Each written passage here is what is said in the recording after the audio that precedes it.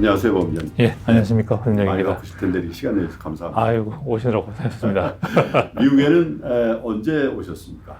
제가 2011년도에 왔습니다. 그럼 미래에서 현지법인에 2011년에 오신 거예요? 예, 예. 그럼 굉장히 오래 되셨네요. 예, 어쩌다 보니.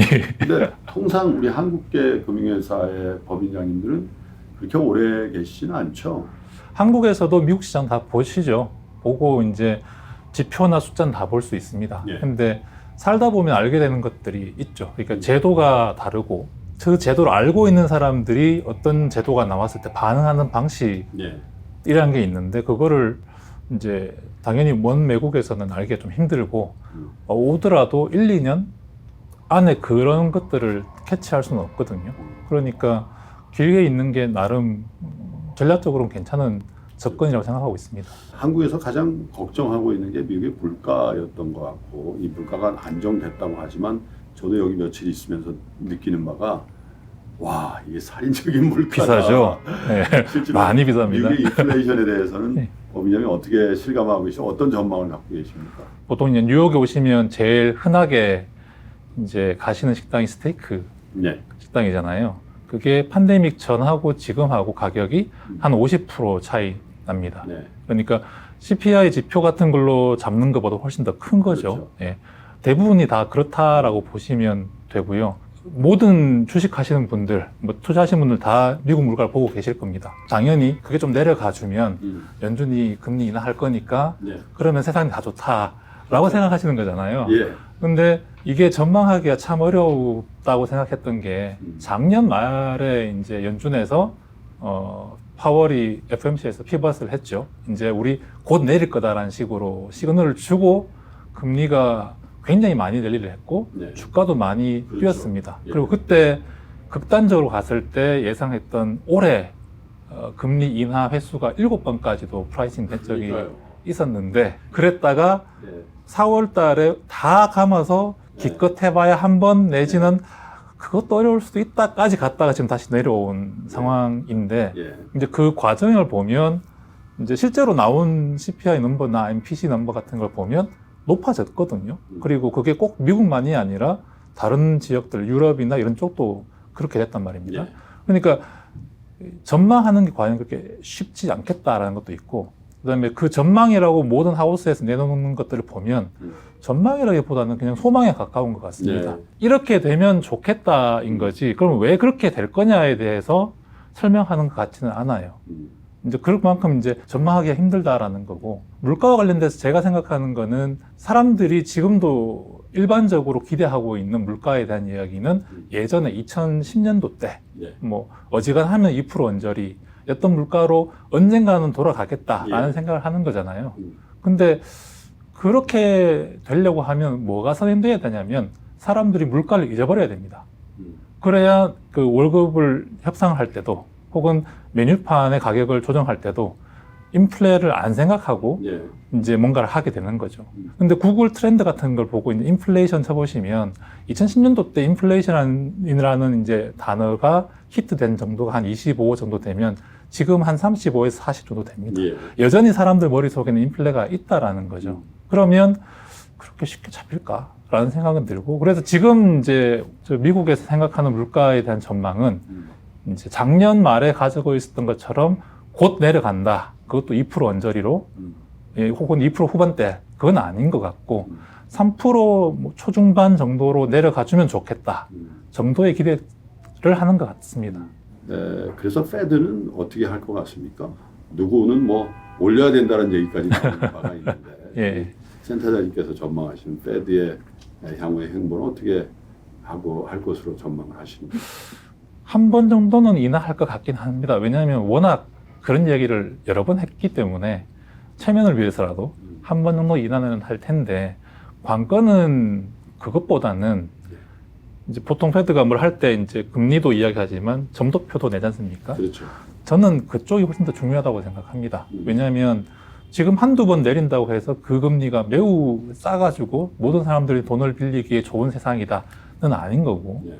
금리를 올렸음에도 불구하고 경기는 좋았지 않습니까? 이제 그걸 어떤 쪽에서는 아메리카 익셉셔널리즘, 뭐 미국만 특별한 뭐가 있다라고 생각하는 쪽도 있고 그렇긴 한데 그것보다는 이게 통상 금리를 올려서 경기가 쿨되는 어떤 메커니즘이라는 게 잘 작동을 안 한 거죠. 그래서 이제 올려야 된다 한 쪽에서는 작동을 안 하니까 더 많이 올려서 조금이라도 작동하게 하자는 쪽일 거고요. 그런데 다 차지하고 나서 보면 그래서 결국 얼마까지 내릴 수 있는데가 중요한 문제일 거고 지금 채권 시장에서 생각하는 금리 수준은 많이 내려도 3.5 그것도 많이 잡아준 거고요. 한 불과 2, 3주 전만 하더라도 많이 내려도 4% 이하로는 못 갈 거다라고까지도 이제 프라이징 했단 말입니다. 그러면 지금 이제 가격이든 비즈니스든 이런 것들이 전제하고 있는 것들이 잘 보면 결국 언젠가는 2% 정도까지는 가지 않겠냐라는 믿음을 깔고 있는 의사결정들이 많은 것 같습니다. 근데 실제로 안 가버리면 그러면 그게 그런 시대 상황이 돌아왔을 때 잘 살 수 있을 거다라고 했던 믿음이 깨지는 거잖아요. 그러니까 연준이 액션을 하는 거는 좋지만 그것과 같이 나오는 그 장기 금리에 대한 연준 이사들의 전망이 만약에 계속 평균적인 금리 수준은 올라가 있을 거다라고 해버리면 그 효과가 매우 반감되지 않을까라고 생각하고 있습니다. 우리 투자자들도 이제 미국 주식뿐만 아니라 미국 채권에 대한 익스포저도 많이 늘린 것 같아요. 아주 긴 채권도 사고 그러는데 사실 작년만 하더라도 거의 그거는 거역할 수 없는 대세다. 미국 주식이 올라가는 것보다도 훨씬 더 강한 가능성으로 미국 채권 금리 내릴 것이다. 그런데 안 내리고 지금 올랐단 말이에요. 그래서 채권 전문가로서 미국 채권에 대한 전망을 한번 해주신다면 어떨 것 같습니까? 제일 중요한 거는 결국 재정 정책일 겁니다. 제 생각으로는 혹은 일부에서 생각하기로는 재정 적자거든요. 그러니까 보통 재정 적자라는 거는 일반적으로는 경제가 되게 나쁠 때, 그렇죠. 이제 어떻게든 정부 사이드에서 이게 소비를 만들어서 이제 침체를 조금 낮게 해보자라는 게 재정 부양책의 일반적인 방식이었는데 이번에는 아니었죠. 상당히 경기가 괜찮은데 재정을 많이 키웠단 말이죠. 이제 그리고 그 키우는 재정의 소스가 다 이제 채권으로 조달을 해야 되는 거고. 근데 예전에는 그런 걸 할 때 늘 중앙은행이 사줬단 말입니다. 그러니까 정부가 빚을 내더라도 시장으로 채권이 사실은 가진 않고 양쪽 하나 그냥 중앙은행으로 그냥 가고 그래서 실질적으로는 중앙은행한테서 정부가 돈을 빌려서 쓴 그런 모양이었는데 지금은 못 그러죠. 페드가 QT를 하고 있으니까. 그리고 재정은 계속 써야 된다라는 게 지금 미국 그 예상국의 전망이고요. 그러니까 그런 식으로 계속 재정을 쓴다라고 했을 때 저걸 누가 소화해 줄 수 있느냐라는 게 사실 제일 큰 문제기도 하고 지금까지 좋았던 이유기도 하고 그렇습니다. 근데 지난달에 매우 놀랐던 게 하나 있었는데 그 재무부에서 조세 계획을 발표한 게 있었습니다. 그러니까 그 내용이 좀 그 우리나라 표현으로 치면 부자 증세에 매우 초점이 가 있는 최고 소득세율도 높이고 법인세율도 높이고 그다음에 자본 차익에 대한 과세율도 지금 20%가 장기 자본 세율 최대치거든요.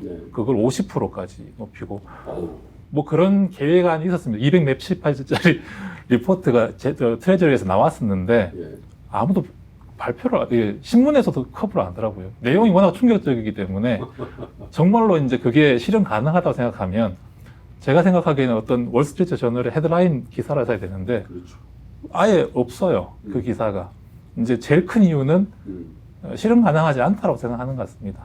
그게 되려고 하면 상하 양원 대통령까지 다 민주당인 상태가 되면 가능할 수 있지만 그 중에 하나라도 안 되면 불가능한 거기 때문에 무의미하다고 생각해서 그거를 무시했던 것 같긴 한데 미국은 장기 전망이 다들 아시는 것처럼 계속 적자가 늘어나는 구조이고 그게 중간에 한 번도 쉼 없이 늘어나는 구조입니다. 그리고 그거를 누군가는 이제 돈을 줘야 되지 않습니까? 근데 미국은 전체 경제를 놓고 보면 필요한 돈의 한 3분의 1은 외국에서 가져오는 나라입니다. 이거 뭐 거기 채권이든 주식이든 뭐 그리고 이제 미국 국채라고 생각하면 주로 일본, 한국도 최근에 동참을 했지만 뭐 그런 식의 혹은 유럽 쪽에서 많이 들어오죠. 이제 그쪽에서 들어오는 돈들이 계속 사줘야 장기 금리가 안 올라가는 구조를 가지고 있는데 작년에 이제 미국 금리가 많이 올라갈 때 제일 큰 시장의 공포가 그거였습니다. 이제 계속 빚을 내야 되는데 누가 사줄 거냐라는 거에 대해서 작년 올라갔던 거에서 이제 뭐 재무부가 뭐 채권 발행을 좀 덜 하겠다 혹은 연준에서 금리를 곧 인하할 거야 이런 식으로 한번 내려오긴 했지만 수요 기반을 보면 그게 상당히 많이 미국의 가게 혹은 이제 펜션 같은 데서 많이 샀습니다. 근데 이 사람들은 손해보고 사는 사람들은 아니거든요.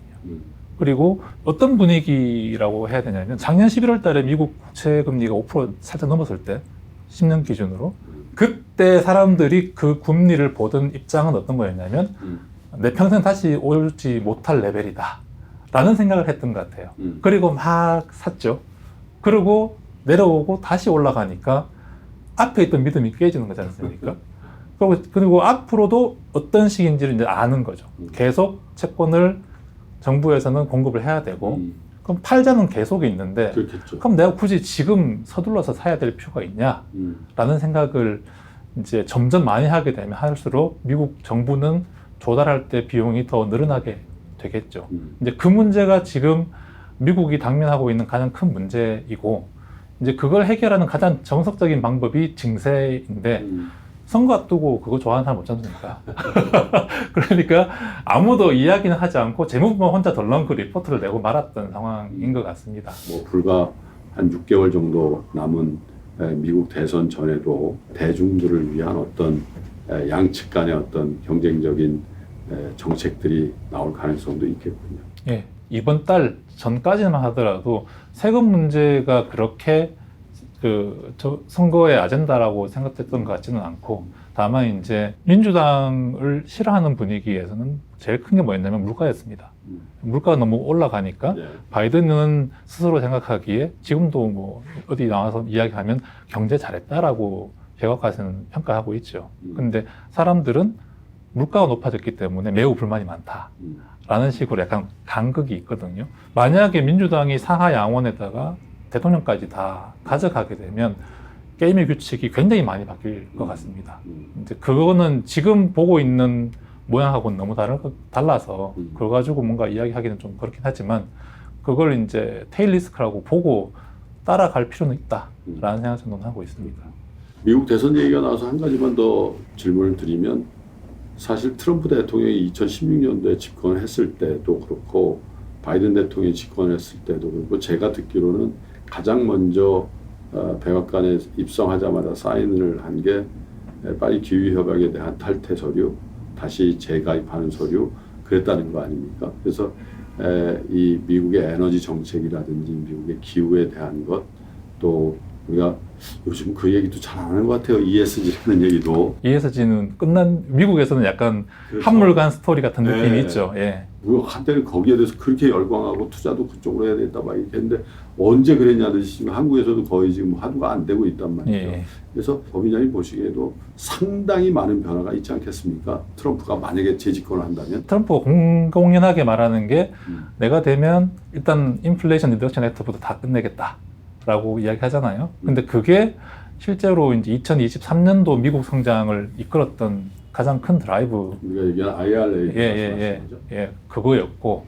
근데 그게 이제 한국에는 굉장히 중요한 문제죠. 배터리와 전기차가 큰 전략 산업 비슷한 역할을 하고 있으니까. 근데 그거를 다 끝내겠다는 게 한 가지가 있고 그다음에 또 한 가지는 화석 에너지를 꽤 오랜 기간 동안에 더 쓰겠다라는 게 또 하나 있죠.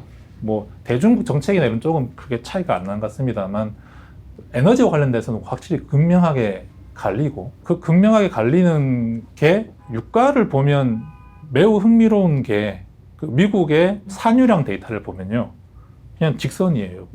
안 움직입니다. 네. 그걸 보면서 드는 생각은 이건 약간 담합 같은데? 라는 생각이 듭니다. 그러니까 실제로 그 셰일 관련된 업체들 사이에 M&A가 굉장히 많이 있었습니다. 그러면서 이제 의사결정을 해야 되는 숫자가 뭐 경쟁 시장에서 과전 비슷하게 가 있는 것 같고 그 사람들이 기다리는 게 트럼프인 것 같아요. 그래서 트럼프가 되고 나면 어차피 비싸게 팔 수 있으니까 왜냐하면 친환경으로 리뉴어블로 안 가니까 그러면 그때 비싸게 팔 수 있으니까 지금 굳이 많이 뽑아가지고 싸게 팔 이유가 없지 않냐라고 생각하는 것 같습니다. 그래서요, 사실 이 한국에 계신 많은 투자자들이 지금 제일 곤혹스러워하는 게 환율이거든요. 예. 환율이 우리 그 관점에서는 아마 법인장님 오실 때도 1불당 한 1,000원 내외, 1,000원이었죠. 1,000원 예. 밑에도 예, 있었고 예, 그랬는데 지금은 그냥 1,300원이라는 게 그냥 굉장히 강한 지지 선의 역할을 하기도 하는 것 같은데 어떻게 보십니까? 원달러 환율을 비롯한 이 달러 강세 현상에 대해서 어떤 비율을 갖고 계시는지? 저는 꽤 오래 갈 거라고 생각합니다. 달러 강세가. 이제 미국은 어쨌든 외국에서 보내오는 돈이 충분해야 금리가 급등하지 않고 잘 유지되면서 어떻게든 돌아갈 수 있는 경제입니다. 그런데 그 돈들이 실망해서 가는 경우가 달러화가 엄청나게 절하가 되면 그런 일이 생기겠죠. 네. 손해가 나기 시작하면 이익 실현하자고 나가자라는 수요가 생기는 게 당연할 거고 4월 26일인가 엔화가 하루에 1% 이상 급등한 그렇죠. 날이 있었습니다. 근데 그때 뭐 경제 지표가 어떻고 그건 없었고 제가 이해하는 바는 뭐였냐면 그날 옐런이 로이터에서 인터뷰를 한 게 있었어요. 그게 그 전날 장 끝나고 이제 인터뷰가 나왔는데 그 내용이 뭐였냐면 다른 나라들이 달러가 너무 강해서 그러니까 반대로 말하면 자기 나라 통화가 너무 약하다고 해서 개입하는 거를 찬성하지 않는다. 가급적이면 자제해라. 라는 이야기를 했는데 그때 그런 식의 이야기가 될 수 있는 통화 첫 번째가 엔이었습니다. 그러니까 그 다음날 모든 사람들이 엔을 팔았죠. 그래서 1.5% 절하가 되고 그러니까 BOJ에서 그 다음날 어쩔 수 없이 개입을 하고 그랬었는데 그 엘렌의 말을 다른 식으로 해석하면 우리 앞으로 계속 돈 필요하다. 그리고 그거를 사줄 수 있는 외국의 돈이 끊임없이 들어오는 게 우리한테 굉장히 이익이 된다. 네. 그러니까 그러한 플로우를 차단하는 시도는 안 했으면 좋겠다라는 식으로 저는 이해합니다. 근데 그렇고 그 내용이 다시 아까 재정 문제하고 연결되는데요. 이게 곧 뭐 흑자 내지는 균형으로 갈 수 있는 재정이 아닌다면은 끊임없이 외국에서 돈을 빌려야 되는 미국으로 입장에서 보면 달러화가 약해지는 거는 용인할 수 없는 문제입니다. 그러니까 그게 뭐 어떤 방식일지는 잘 모르겠습니다만 끊임없이 조금씩 달러가 강해지는 게 미국의 이익에는 가장 부합한다. 뭐 그거를 실현할 수 있느냐만 별개로 미국의 정책 당국자 입장에서는 그게 가장 아이디얼한 시나리오일 것 같은데 이제 그 방향성을 놓고 현재 이제 주가나 아니면 금리를 보면 미국이 가장 고금리 국가입니다. 전 세계 선진국 그렇죠. 중에서는 그거를 유지를 해주지 않으면 또 나갈 수 있지 않습니까? 원래 특히나 제가 이제 채권이기 때문에 그렇지만 채권 자금이라는 건 굉장히 자국 회귀가 강한 성격이 있죠. 이자 얼마 받아봐야 환율에서 터져버리면 그게 다 날아가니까 그렇죠. 어지간하면 뭐 연금이든 뭐든 그 사람들의 부채는 다 자기 나라 통화니까 그거를 미트하기 위해서 자산을 굴리는 거고 그걸 환리스크를 가져가는 거는 별로 아이디어한 건 아니거든요. 예. 그러니까 어지간하면 외국으로 동하는 게 싫은데 이게 이자 차이가 너무 나면 일본 같은 경우를 생각해 보면 지금 미국 10년짜리가 4.5% 10년이니까 그냥 단리로 하면 한 50% 정도 되겠죠. 10년간. 그러면 10년 안에 엔화가 50% 절상이 되지 않으면 뭐 똔똔이다. 내지는 그게 낫다라고 생각할 거란 말이죠.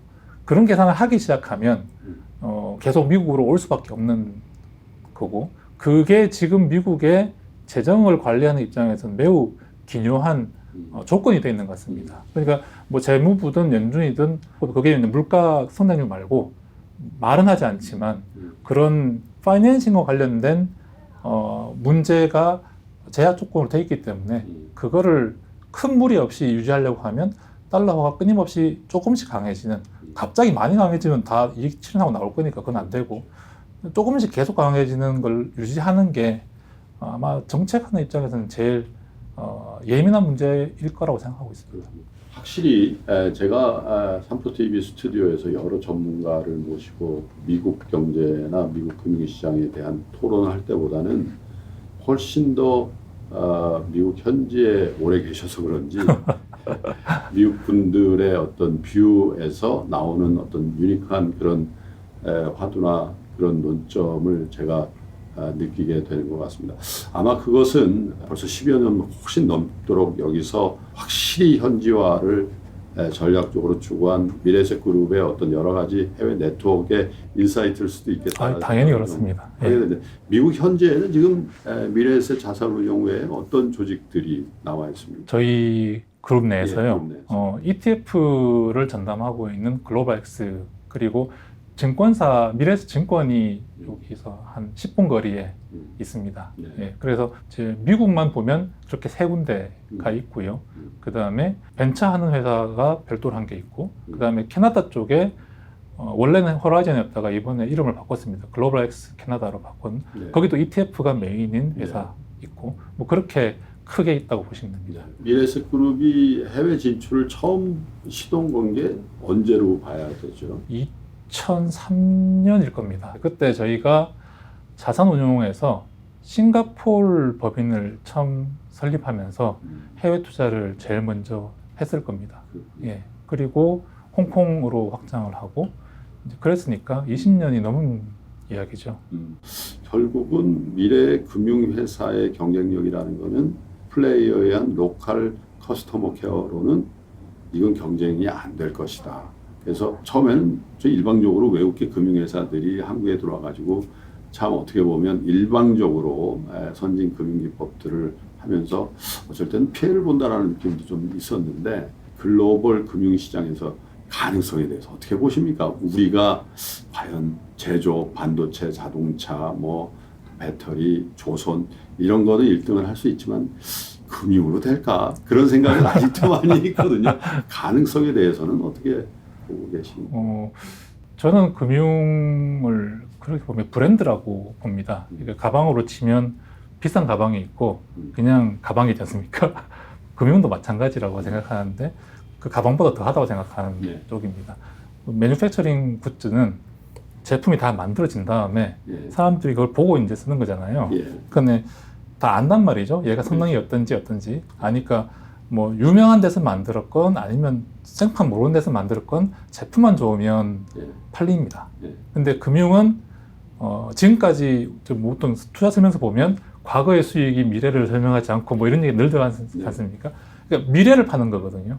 그러다 보니까 그 브랜드에 대한 신뢰도가 어느 정도까지 가느냐라는 게 제일 중요한 의사결정의 트리거인 것 같고, 이제 그러니까 브랜드 중에서 가장 힘든 브랜드 혹은 가장 달성하기 힘든 브랜드가 금융 브랜드라고 생각합니다.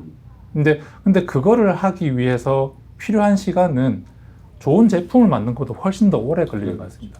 그 현재에 가서 금융시장에서 끊임없이 존재감을 드러내고, 그리고 거기서 뭔가 남들이 하지 않는 걸 어치브를 하고, 그런 것들을 반복해야지만 이제 브랜드가 생기는 거죠. 그래서 그게 어느 순간 확고해져야 되는 건데, 제가 보기에는 아시아 쪽에서는 매우 높은 수준으로 이미 가 있는 것 같고, 이제 제 주관적인 판단입니다. 이쪽에서 미국에서도 글로벌엑스라는 브랜드를 통해서 나름 ETF 시장에서 굉장히 큰 위치를 점했다라고 생각은 합니다. 근데 그게 다 끝났다는 아니고 갈 길은 매우 많이 남아 있는 거고요. 미국의 금융회사들을 보면 유럽계, 일본계 중에서 탑 티어인 데는 없습니다. 미국의 금융회사의 탑 티어는 다 미국 회사죠. 예. 그거는 유럽에 가도 마찬가지고요. 그렇기 때문에 브랜드를 빌드업하는 것은 매우 많은 시간이 필요하긴 한데 그게 안 되는 건 아닌 것 같고, 다만 이제 그 방향으로 끊임없이 투자를 해야 되는 거고, 그런 점에서 저희 회사가 가지고 있는 그 스탠스는 뭐 지금까지는 계속 그 방향으로 가고 있다라고 저는 이해하고 있습니다. 사실 자산운용사라는 게요, 뭐 어떤 하우스는 주식의 강점이 있고 어떤 하우스는 채권, 어떤 데는 뭐 파생상품이나 이런 데 이렇게 특화되어 있는 데도 있습니다만, 이제 미래에셋 자산운용은 뭐 글로벌 네트워크도 그렇고 종합자산운용이시잖아요. 예. 그래서 고객들에게 제일 중요한 건 사실 효과적인 자산의 배분을 잘 가이드해야 되는 것 같아요. 미국 현지에서 보시는 법인장님의 자산 배분의 관점이랄까요? 제가 자산 배분에 대해서는 뭐 딱 정확하게 이렇다란 말씀을 드린 것보다 물론 이제 그게 예. 계속 바뀌죠. 예, 그보다 제가 이제 투자와 관련된 이야기를 하다 보면 약간 놀라는 부분이 하나 있습니다. 뭐냐면 현금의 기회비용이 5% 넘어간다는 사실들을 자주 까먹어요. 예, 지금 미국의 경우에 MMF 보면 5.3% 넘죠. 정도거든요. 예. 그런데 또 불구하고 음. 그 은행의 예금 보면 제로금리 비슷한 예금이 아직도 굉장히 많습니다. 굉장히 많더라고요. 예.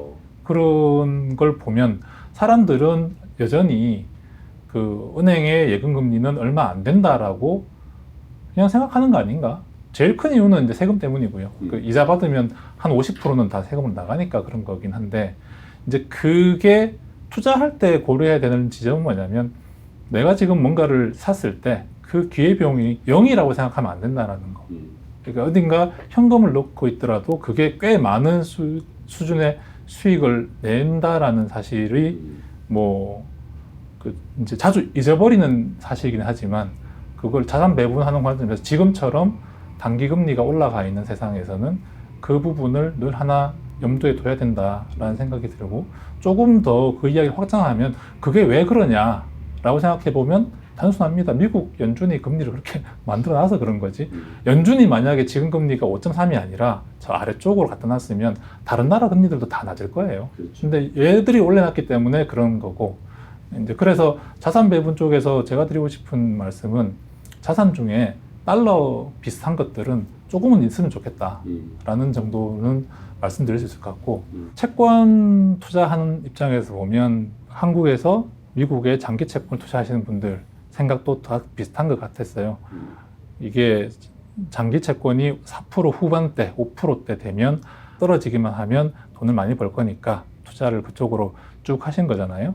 근데 그 이면에 그게 언제 떨어질지에 대한 시계가 있는데 그게 만약에 당장 내일 다음 달 떨어지면 당연히 그 전략이 옳겠지만 그렇지 않다라는 거고 그 다음에 자산 배분의 입장에서는 캐시라는 거는 굉장히 오랫동안 잊어버렸던 자산입니다. 근데 지금은 어떤 필요에 의해서 그게 굉장히 높게 유지되고 있는 거고 고려할 때 그 부분이 반드시 들어가야 되지 않을까라는 생각은 하고 있습니다. 한국의 전통적인 투자자들은 다 개별 종목에 대한 투자로 일관해 온 것 같습니다. 어떤 분들은 뭐 대형주인 삼성전자를 사기도 하지만 또 어떤 분들은 이게 임상에 성공할지 안 할지도 모르는 개별 바이오 종목에 본인의 금융자산의 상당분, 어떤 분들은 레버리지를 일으켜서 본인의 자산보다도 더 많이 투자하는 분들도 더러 있는 걸 봤는데 그것들이 주는 위험에 대해서 사실 이론적으로 많이 설명을 안 해준 것도 사실인 것 같아서 저희 3프로TV는 그동안 투자의 관점에서 조금 리스크는 줄이고 장기 투자를 할 수 있는 아주 유력한 대안으로서 ETF 같은 것들을 저희가 전략적으로 많이 알리고 또 홍보들도 해드리고 이렇게 해와고 있거든요. 그래서 처음에는 인덱스 쪽으로 뭐 미국만 하더라도 S&P 추종하는 ETF라든지 이런 것들 많이 한 것 같은데 요즘은 이제 개별 섹터라든지 다른 의미의 테마형 AI라든지 뭐 이런 형태의 어떤 새로운 섹터나 테마에 투자하는 ETF의 인구도 굉장히 는 것 같고 또 미래셋은 그런 쪽에 또 강점을 갖고 있는 글로벌엑스라는 회사를 갖고 계시잖아요. 미국에서 보시는 ETF 시장 그리고 한국 투자자들에게 드리고 싶은 ETF 시장 플레이어로서의 조언도 좀 부탁드리겠습니다. ETF 시장이 꽤 많이 활성화가 됐고 그 중에 보면 이제 테마가 굉장히 이제 인기를 여러 군데 돌아가면서 끌기도 하고 약간 소멸되기도 하고 그럽니다. 근데 투자하신 분들 입장에서 ETF가 편한 게 하나 있습니다. 뭐냐면 아이디어는 있는데 회사가 어딘지를 잘 몰라요. 그렇죠. 예. 그래서 내가 이러이러한 그 시장이 앞으로 좋아질 거라고 믿다 하더라도 그 전 세계에 있는 회사 다 모아가지고 그 중에 누가 그 일을 하는지를 알 수 있는 방법은 개인 혹은 기관이라 하더라도 굉장히 어려운 그렇죠. 거거든요. 근데 그런 것들을 이제 모아서 이런 비즈니스를 메인으로 하고 있는 애들은 얘들이다 라고 모아주는 거니까 거기에서 뭐 굉장히 잘하는 애와 못하는 애를 구별하는 것까지는 아니더라도 뭐 미래의 방향이 이런 방향이라고 생각하면 거기에 최소한 쉽게 발을 담글 수 있는 거는 ETF가 굉장히 그런 쪽에서는 기능을 하고 있는 것 같고 저희가 이제 네트워크가 나름 타 회사보다는 넓기 때문에 그리고 그거는 꼭 한국뿐만 아니라 다른 미국의 금융회사들하고 비교해도 뭐 뒤지지 않기 때문에 그런 식의 트렌드에 대한 선점 그리고 그 트렌드를 딜리버리 할 수 있는 수단의 제공 이러한 측면에서는 뭐 저희가 가지고 있는 네트워크가 괜찮은 것 같다라는 생각을 하고 그래서 있습니다. 아마 ETF 중에서도 글로벌 ETF의 퍼포먼스가 미래에서 가장 좋은 거 아닌가 그런 생각도 한편으로 드는 것 같습니다. 장시간 인터뷰에서 감사드리고요. 마지막으로 우리 3프로TV 구독자 여러분께 격려나 뭐 이렇게 글로벌 투자를 하시려는 분들에게 조언의 말씀을 끝으로 좀 청해 듣겠습니다. 투자라는 거는 제가 이해하기로는 늘 해야 되는 거고요. 안 하고 있을 때도 투자인 거죠. 내가 뭘 샀을 때만 투자가 아니라 안 사고 있을 때도 투자인 거고 끊임없이 그 시장, 그 투자와 관련된 시장에 관심을 놓지 않고 그냥 계속 보고 있는 거죠. 그러다가 생각이 나면 투자를 하기도 하고 아니다 싶으면 발을 빼기도 하지만 발을 뺐다는 게 그 시장으로부터 멀어지는 게 아니라 그냥 구경을 하지만 투자를 하지 않는다는 것 뿐인 거죠. 그러니까 투자에 대해서 끊임없이 관심을 놓지 않고 있는 거 그게 투자를 하는 가장 기본적인 덕목 아닐까 뭐 그런 측면에서 3프로가 참 큰일을 하고 있다고 생각합니다. 감사합니다. 고맙습니다. 네. 미국 현지에서 정말 활발하게 활동하고 계시는 미래에셋 현지 법인의 법인장님을 모시고 그 얘기를 나눠봤습니다만 와서 이렇게 느끼게 된 것은 금융에서도 우리가 세계적인 경쟁력을 갖추고 미래 세대에는 금융으로 국부를 늘리고 국민들을 행복하게 할 수 있겠다라는 가능성을 확인한 자리가 아니었나 그런 생각을 해봅니다. 끝까지 시청해주신 여러분 고맙습니다.